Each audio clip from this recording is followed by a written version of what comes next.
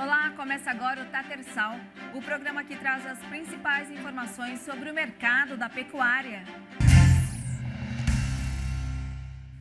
As exportações de carne brasileira avançaram muito em 2021, bom para os produtores. Mais baratos, os cortes de frango e porco são a alternativa de muitos brasileiros. Só que os preços também subiram. Até me assusta assim, um pouco com o preço. Para colocar carne na mesa, tem que pesquisar. Está dificultando a vida do brasileiro, né? O que o consumidor percebe nos mercados é reflexo do que acontece no campo. Nos últimos 12 meses, os custos de produção de carne suína e de frango saltaram 40%, segundo um levantamento da Embrapa. A alimentação dos animais é o que mais pressiona esse aumento. Com alta demanda no mercado mundial, o milho e a soja usados na ração estão mais caros. Um desafio para os produtores. Começou a fazer com que a gente perdesse a renda, tornando a atividade quase inviável. E o preço dos grãos deve continuar impactando o setor. Nos próximos 3 a 4 meses de custos elevados, tá? Mas depois tem uma tendência de equilibrar isso e até mesmo diminuir. Hoje a Argentina suspendeu as exportações de carne bovina. A medida vale por 30 dias e é uma tentativa de frear os preços no mercado interno do país, que é o 4º maior exportador de carne do mundo. Os produtores locais reagiram e anunciaram uma greve de 9 dias. Os produtores brasileiros podem ser beneficiados. Essa medida que a Argentina tomou, ela não é boa para o consumidor argentino, ela é péssima para o consumidor argentino, mas é ótima para os produtores brasileiros, porque nós terminamos conquistando ainda mais mercados que antes eram deles e que agora vão ficar mais dependentes ainda do mercado brasileiro. O Ministério da Agricultura divulgou ações para ampliar a conectividade no campo. O estudo Cenários e Perspectivas da Conectividade para o Agro, desenvolvido pela Escola Superior de Agricultura Luiz de Queiroz, mostra que o valor bruto da produção agropecuária pode aumentar em até 100 bilhões de reais com o aumento da cobertura nas áreas rurais. O estudo apresenta cenários para a cobertura de internet no modelo Telecom, sinal 2G, 3G e 4G, em um horizonte até o ano de 2026. As medidas seriam suficientes para suprir uma cobertura final de 90% da demanda de conectividade no campo. No cenário 1, torres já existentes passam a ter antenas de tecnologia 4G instaladas. No cenário 2, novas instalações são feitas no país, somando 4.400 já consideradas, visando maximizar a conectividade rural. Os resultados indicaram que 4.400 torres já existentes, cenário 1, podem contribuir para aumentar a conectividade do campo. Se considerados em conjunto, com mais 15.182 novas no cenário 2, há uma cobertura muito satisfatória do território rural com necessidade de conexão. Atualmente, apenas 23% do espaço agrícola brasileiro possui algum nível de cobertura por internet. E para o ministro das Comunicações, mesmo com esse cenário, o Brasil consolidou-se como potência agroambiental. Cada vez mais o Ministério das Comunicações e o Ministério da Agricultura eles se tornam um só. É uma sinergia muito grande, porque nós vimos durante muito tempo o agro funcionar de forma pujante sem tecnologia, ou com pouca tecnologia. E agora chegou o momento do Brasil, que já tem uma força muito grande no agronegócio, com a chegada do 5G, a gente vai conseguir mostrar realmente ao mundo o nosso poder, o poder do agro. Para o secretário do MAPA, com a iluminação das áreas rurais ainda sem conectividade, o Brasil passará por uma grande transformação na forma de produzir no campo. O agronegócio, por meio da conectividade, por meio da transformação digital, está diante de um novo paradigma. As previsões para o crescimento do PIB do Brasil neste ano estão subindo. Uma boa notícia que ainda depende do controle da pandemia. O primeiro trimestre desse ano foi melhor do que os economistas imaginavam, o que trouxe otimismo ao mercado financeiro. Com isso, bancos, corretoras e consultorias já refazem as projeções para 2021.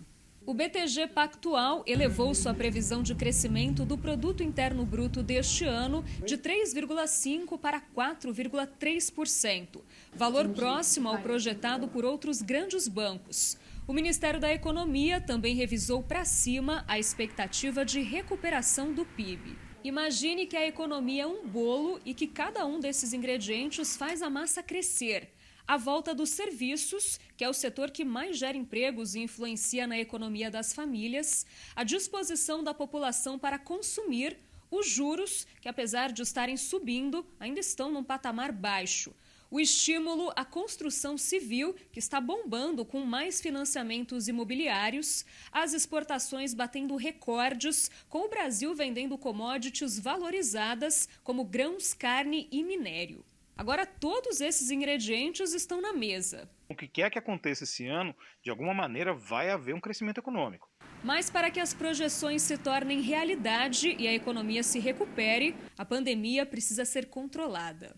Tudo vai depender efetivamente de uma questão sanitária. O agronegócio representa metade do PIB de Mato Grosso. O governador do estado, Mauro Mendes, esteve aqui no Grupo Bandeirantes. Em entrevista ao apresentador Otávio Sesc Júnior, aqui no Terra Viva, ele disse sobre essa evolução no setor.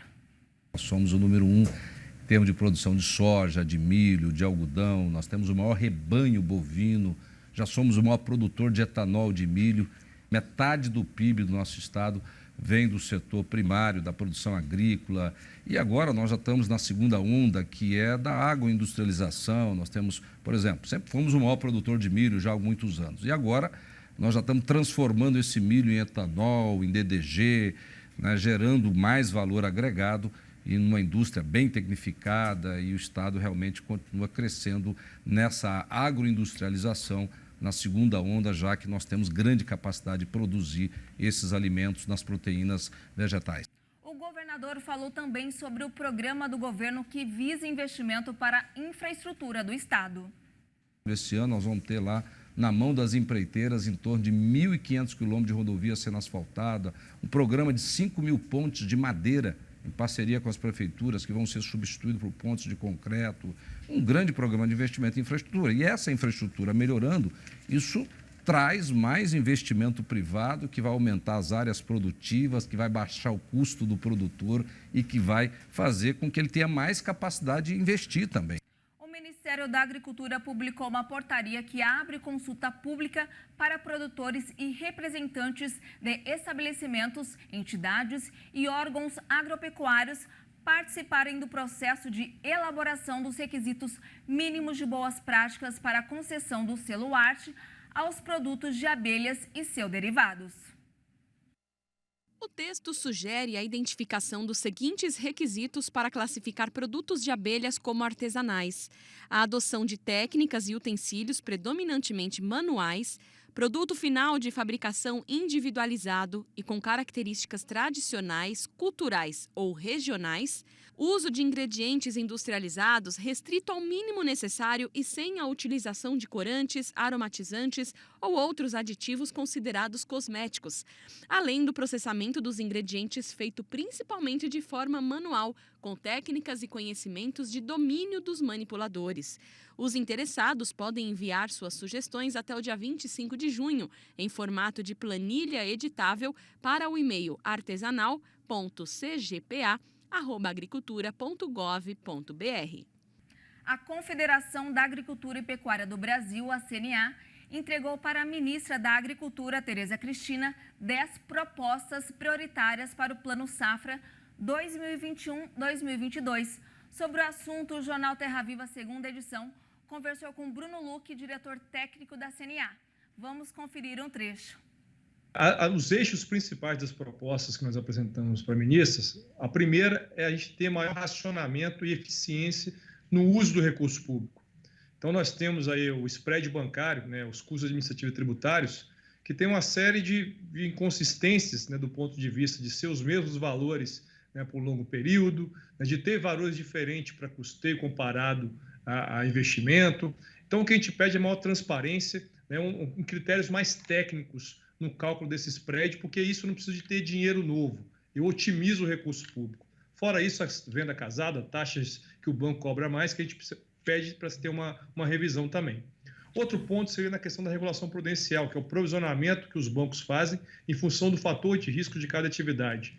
fazendo um comparativo muito simples, hoje o setor rural ele tem 2,2 vezes mais necessidade de fazer esse provisionamento comparado ao crédito imobiliário, sendo que nós temos garantia real, que é a propriedade, que é o penhor de safra, tem o seguro rural, tem outros instrumentos de mitigação de risco que dariam mais condições dos bancos reduzirem isso. Mas, para isso, precisa de uma alteração de resoluções do Banco Central. A gente poderia colocar 60 bilhões de recurso a mais nesse momento. E, por fim, para a gente finalizar essa primeira parte, a questão da gestão de risco. O seguro rural, que é uma política que tem sido defendida pela ministra, né, desde o início da sua gestão, a nossa preocupação é garantir esse orçamento, que realmente o que seja realmente provisionado seja entregue aos produtores.